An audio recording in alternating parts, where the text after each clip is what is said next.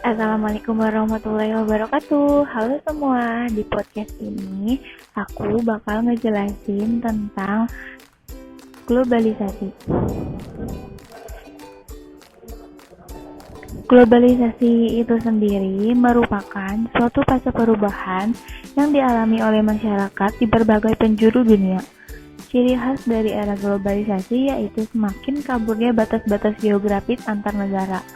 Pertukaran informasi serta arus barang maupun jasa tidak lagi hanya dilakukan dalam cakupan negara, lokal atau internasional, namun juga meraba lintas negara, yaitu global dan internasional.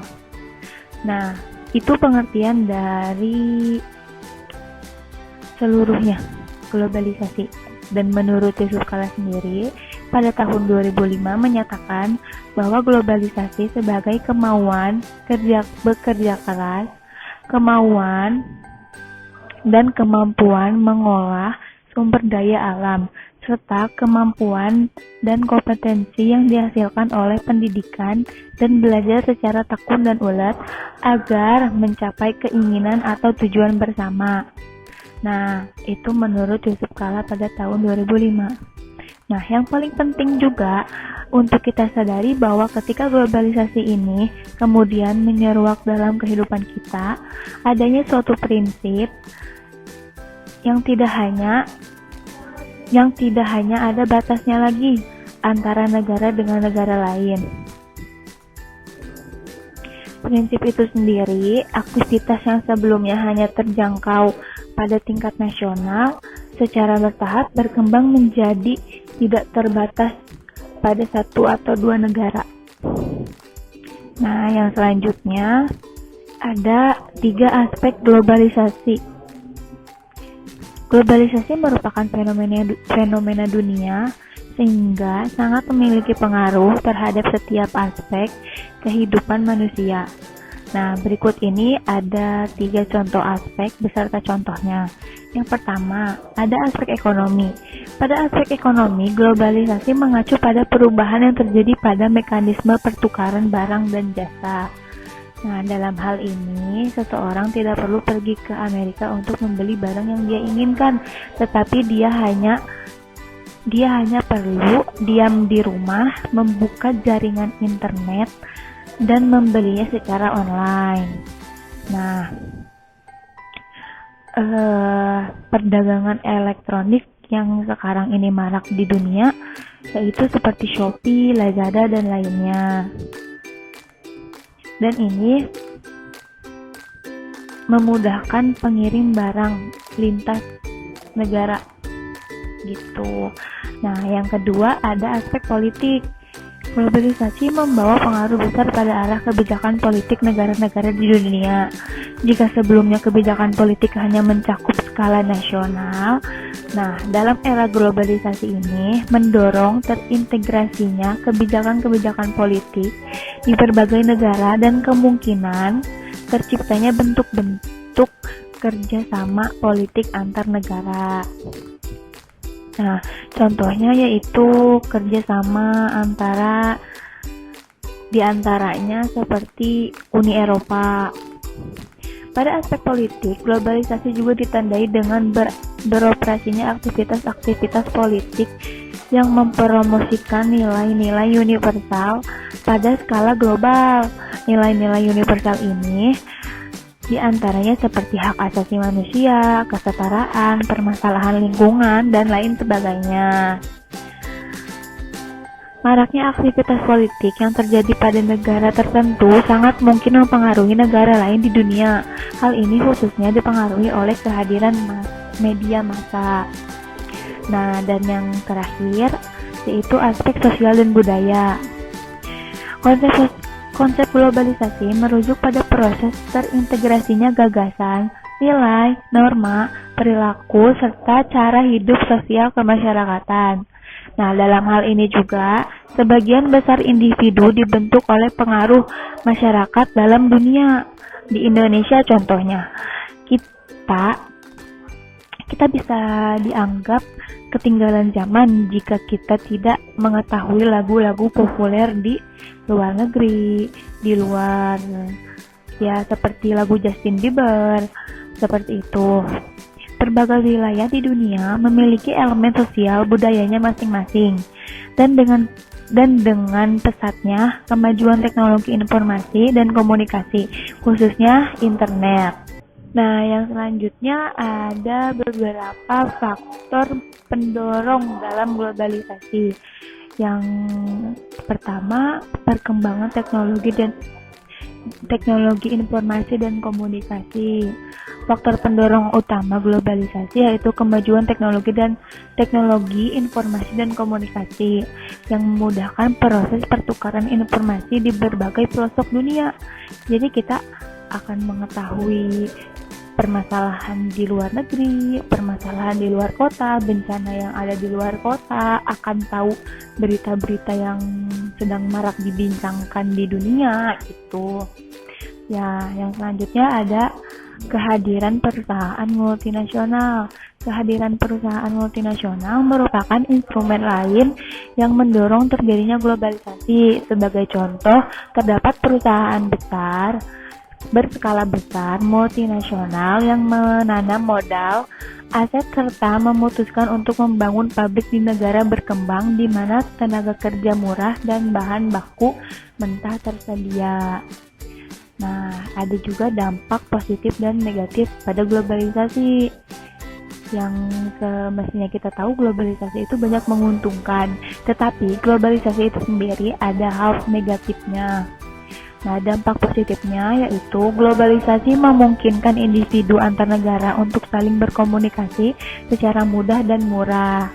Globalisasi memungkinkan terjadinya pertukaran informasi dan diseminasi pengetahuan secara cepat dan tepat. Dan yang terakhir, globalisasi memungkinkan masyarakat dari berbagai komunitas, negara, serta latar belakang budaya dan agama yang berbeda untuk saling mengenal dan memahami perbedaan satu sama lain. Dan dampak negatif dari globalisasi, munculnya perilaku budaya masyarakat konsumtif. Sebagai contoh, kemudahan untuk mengakses media serta kehadiran media sosial mendorong individu untuk terus membeli barang-barang terkini sebagaimana tren yang berkembang. Dan yang selanjutnya, globalisasi membawa pengaruh pada bahasa dan kebudayaan lokal. Dalam hal ini, bahasa Inggris yang dikenal dengan bahasa internasional memiliki kemungkinan untuk mengikis bahkan menghilangkan bahasa-bahasa lokal. Dan yang terakhir, globalisasi memiliki kemungkinan untuk menghilangkan tradisi, kebiasaan, dan adat istiadat masyarakat. Baik, kita lanjut lagi. Ini ada tantangan dan ancaman globalisasi, yaitu ada 3. Nah, yang pertama, nasionalisme dan internasionalisme. Globalisasi memunculkan kekhawatiran yang meluas, bahkan kedaulatan suatu negara akan digerogotinya. Oleh sebab itu, perusahaan harus memiliki strategi agar pengelolaan negara memperhatikan perkembangan dunia global pada saat ini. Misalnya, dalam sistem kemiliteran, kita memang belum bisa menyaingi negara-negara maju, sehingga untuk mensuplai senjata dan sebagainya kita masih mengandalkan dari Amerika Serikat. Tetapi apa yang dimiliki oleh negara maju, mereka kalah dalam bidang pertanian atau agraris. Kita bisa menghasilkan tanaman padi, kemudian karet dan kelapa sawit yang tentunya tidak dimiliki oleh Amerika, Eropa maupun negara-negara di Asia Timur lainnya. Yang kedua, ada budaya Barat dan budaya Indonesia. Globalisme ini masuk melalui infiltrasi budaya Barat. Katakanlah kita mengalami demam K-pop atau Korean style.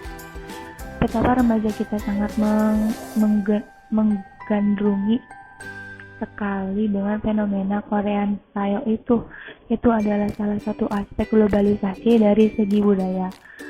Kemungkinan kemungkinan bagaimana dengan budaya Indonesia. Generasi muda kita masih banyak yang turut melestarikan kekayaan budaya kita di kancah internasional. Misalnya, pada pagelaran seni budaya yang menampilkan tarian-tarian khas Indonesia maupun busana.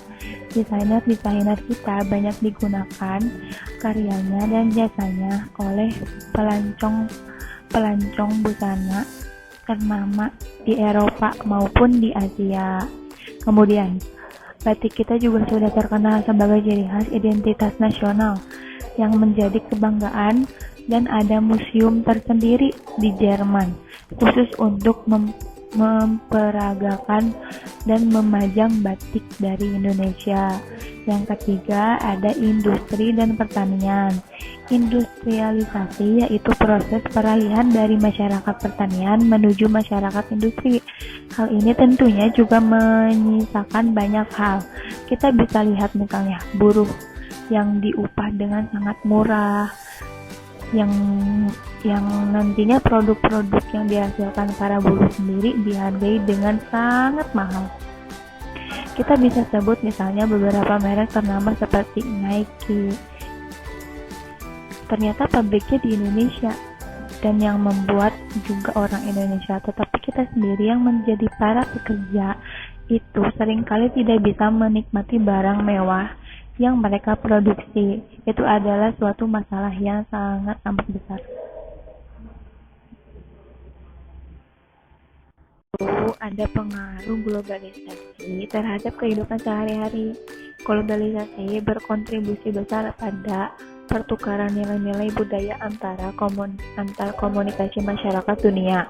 Kebanyakan negara tidak lagi dapat berdiri sendiri, melainkan terintegrasi ke dalam sistem dan nilai-nilai masyarakat global. Dalam hal ini, media memiliki peran besar dan menjadi alat dalam penyebarluasan nilai-nilai tersebut. Keberadaan media seperti TV, radio, handphone, koran, majalah, dan lain sebagainya telah melahirkan ikatan serta kontak budaya antar manusia yang berbeda negara. Adapun komunikasi dan perkembangan ilmu pengetahuan juga turut membantu menjembatani jarak budaya antar negara-negara di Indonesia. Nah, mungkin sekian podcast penjelasan tentang globalisasi dari saya. Bila ada salah atau kurang jelas, mohon dimaafkan. Wassalamualaikum warahmatullahi wabarakatuh.